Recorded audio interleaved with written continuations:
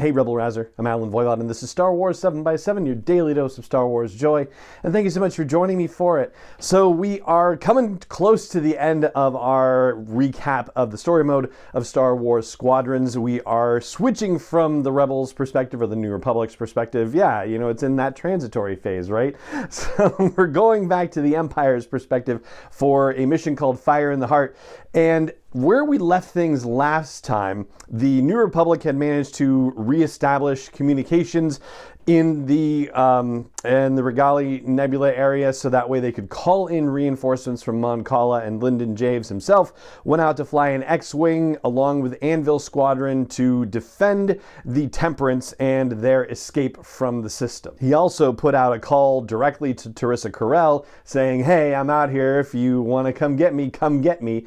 And for this mission, we have a bit of monologuing by Kerrill saying that, oh yeah, Javes thinks he knows me and he's wrong, and I'm not going to be baited by him. We've got a mission. We're supposed to destroy that Starhawk, and that's what we're going to do. So the mission briefing you're given is that there is an unexploded beryllium missile lodged into the hull of the Starhawk. You are supposed to blow that thing up, and it will open up a hole where you can fly into the body of the Starhawk to where the tractor beam core is, and you have to blow up the core, which will then apparently turn the Starhawk into a ticking time bomb. That's how it's described in the game. So it's almost like a cross between Return of the Jedi, when you're flying into the superstructure of the Death Star, and say The Force Awakens, when Rey is flying the Millennium Falcon in and around the remains of a crashed Star Destroyer. Meanwhile, of the two Nebulan B frigates that had jumped into the system for the New Republic in support of the Temperance's escape,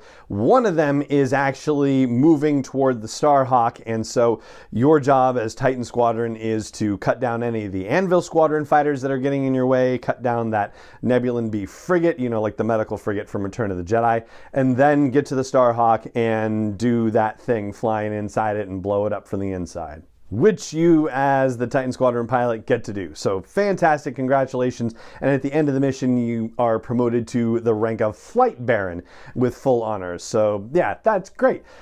Before you get to the end of the mission, though, you have an opportunity to fly against Lyndon Javes one-on-one, and you appear to shoot him down. I say appear to shoot him down because you see the X-Wing seemingly crash into the body of the Starhawk. You don't necessarily see Javes eject or anything like that, but this is one of those situations where, like, if you don't see Javes, like, in his face in the cockpit going, yeah, like you see everybody in the Death Star trench run in A New Hope, I really doubt that he's dead. So I guess we'll have to see what plays out for the rest of the game if he ends up showing up miraculously. And this actually happens after Lyndon and some of Anvil Squadron have already taken out another one of the Imperial Star Destroyers that had jumped into the system as reinforcements. So yeah, I mean, good heavens.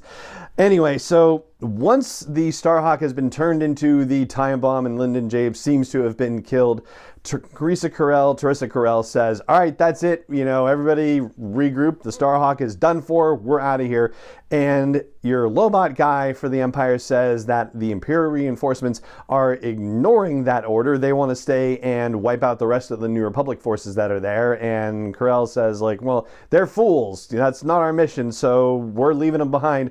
We're out of here. Now, there's an aspect of this part of the story that just seems to be off for me. I can't quite reconcile it. So basically, my thing is that I don't understand how it is that the Overseer is not aware that everybody has evacuated off the Starhawk and that the Starhawk is just, you know, dying in space as it is already. It is not any kind of threat at this point, but the Temperance could very well be. And all the survivors from the Starhawk are on the Temperance. So I do not understand why the Overseer, along with the Imperial reinforcements that are in the system, why they didn't just attack the Temperance. That was the not only real danger, but also, considering how bloodthirsty the Empire is, that was their biggest opportunity to actually do some major damage to the New Republic. And yet, they decided to focus, or at least Kerrill decided to focus on the mission that Sloane had given her, the Starhawk, like in that moment. I think,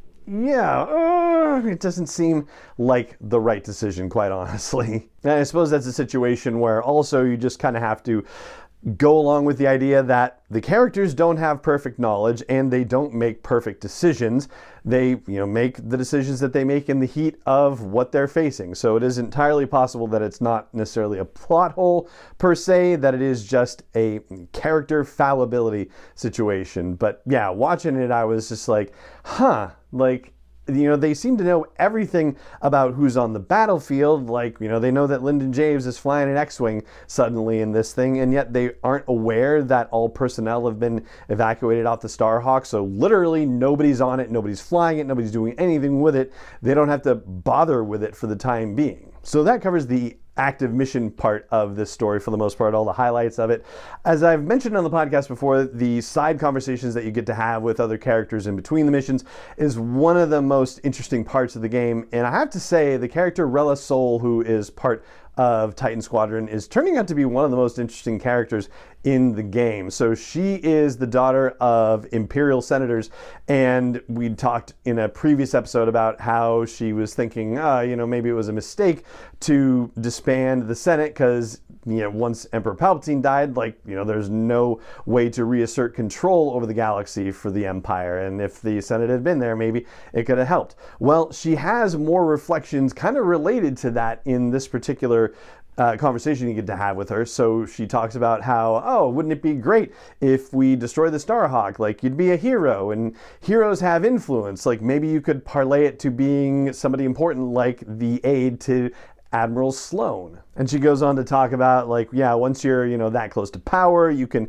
make things happen and maybe even reestablish the Senate. So she's kind of focused on that idea, but she seems to think that that is a way for the Empire to reassert its power over the galaxy and get rid of the rebels / New Republic and move on to something resembling order once more. So that pretty much covers it. That's the Fire in the Heart mission. It's the 13th mission that you fly in the game, and I think this is our 14th episode of the podcast that we've covered the story mode for Star Wars Squadrons. So that is going to do it for this episode of the podcast. If you enjoy the podcast, I hope you will consider sharing it with other people you know that like Star Wars. I hope you will consider leaving a rating or review on your app of choice. It really does help more people find the show, and I hope you'll also consider hitting the subscribe button or the join button or the follow button, whatever the app you like to use calls it. That would be a wonderful thing as well.